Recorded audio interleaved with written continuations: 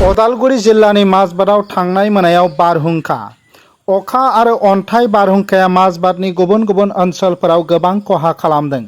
बेखौ मिथिनो मोननाय जादोंदि माजबादनि खाजोना बेंखन ओनसोलनि महिलापारा आरो हाथिबिल गामियाव दुलाल सिंहनि ओंखाम संग्रा आरो मोसौ गलि बाख्रि न'फोराव बिफां बायसिनदोंमोन आरो गोबां खहा खालामदोंमोन।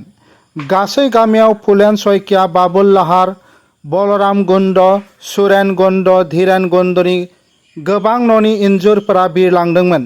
हाथिबिल गामिनि सासे सांग्रां सेंग्रा धरम सिंहआ खौरांगिरिफोरनि सिगाङाव फोरमायदों दि बे बारहुंखाया गामिनि जहरलाल गुन्द, निर्मला पानिका आरो मंगल गुन्दनि न'फोरा बिरलांनायनि जाहोनाव बिथांमोना हरसे गुबुननि न'आव आश्रय लानो गोनां जादोंमोन।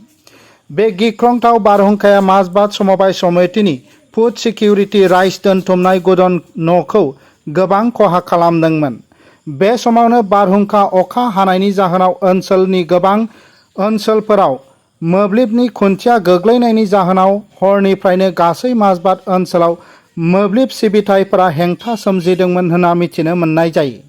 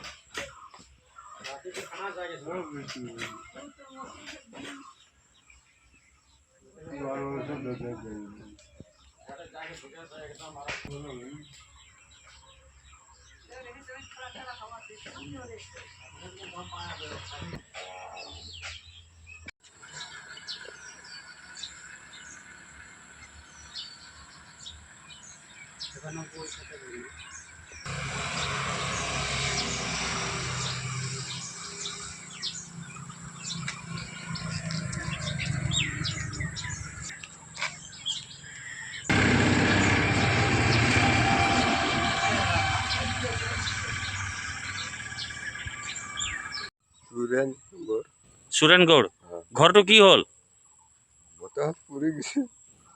বতাহত পৰি গৈছে।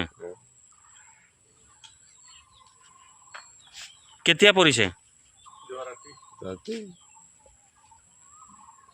का नाम? मंगल सिंह गौड़। का हो घर ठू? हवा पानी मिलती से काली कई बजे? 8:30 मन बजत रहते हैं। थाके बर घर नहीं है जे एखन कहाँ सोथस? अखन नहीं है घर, रूम बाहर रहा है। कपड़ लता सब भीज गई से? सब भीज गई से। राती बता बाबा आइছিল না বতা আইছিল রে ভাঙি দিলে করে দিলে। হ্যাঁ রাতে কোথা থাকিলে? রাতি বেলে ঘরে যাই ঘুমালো আমি। হয় নেকি? উপায় নাই, বললাম ভাইকে ভালো তো ভাত খাওয়া উঠইলি না দিদারি আছে। মানুহ একর হোৱা নাই? ভাত খাওয়া খালো হলো যেন। আপোনাৰ নাম? হ্যাঁ আপোনাৰ নাম? মোর নাম জহরলাল গড়। माजबादनिफ्राय जतिनाथनि रिपर्ट NBT लाइव।